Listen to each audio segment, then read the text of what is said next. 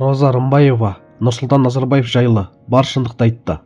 Қазақстанның халық әртісі Роза Рымбаева елдің тұңғыш президенті Нұрсұлтан Назарбаевпен болған кездесуі жайлы естелігін айтты.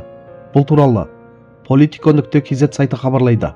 Өнер иесінің айтуынша, ол түрлі билік кезеңдерін бастан өткерсе де, соңғы жылдары ел басшыларымен бетпе-бет сөйлесуге мүмкіндік болмаған.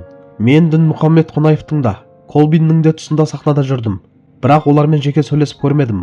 Олар мені тек сахнадан көрді, тыңдады. Өнерімді қабылдап, мойындады деп ойлаймын. Егер қабылдамаған болса, концерт бағдарламасында болмас едім, деді әнші. Роза Рымбаева экс-президентпен жеке кездесуі сахнада жүргеніне 25 жыл толған тұста болғанын атап өтті. Ол сол қабылдауға арнайы шақыртумен барған. Сахнадағы 25 жылдығым қарсаңында Нұрсұлтан Әбішұлының қабылдауында болдым. Ол кезде жолдасым тасқынның қазасынан кейінгі алғашқы концертіме дайындалып жүрген едім. Мәдиімді жаңа дүниеге әкелгенмін. Мен оны есеп беру кешіме арнайы шақырдым.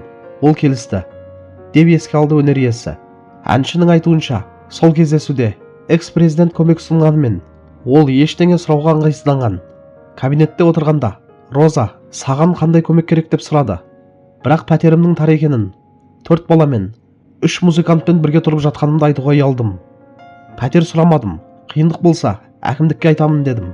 Солай ештеңе сұраған жоқпын, деді Роза Рымбаева. Оның сөзінше, қабылдау соңында экс-президент үлкен раушангүл шоғын және шағын естелік сыйлаған. Кейін ол есеп беру концертке келіп, алдыңғы қатарда отырып, әншінің өнерін тыңдаған. Қадірлі көрермендер, бұл жаңалықты оқып отырып, Роза Рымбаеваның қарапайымдылығы мен ішкі мәдениеті бірден байқалады. Қанша жыл сахнада жүрсе де, өзін биік ұстап, ешкімнен артықшылық сұрамағаны сезіледі. Әр дәуірдің басшыларын көріп, соның ішінде Нұрсұлтан Назарбаевпен жеке кездесуі де өнер жолындағы бір белес сияқты.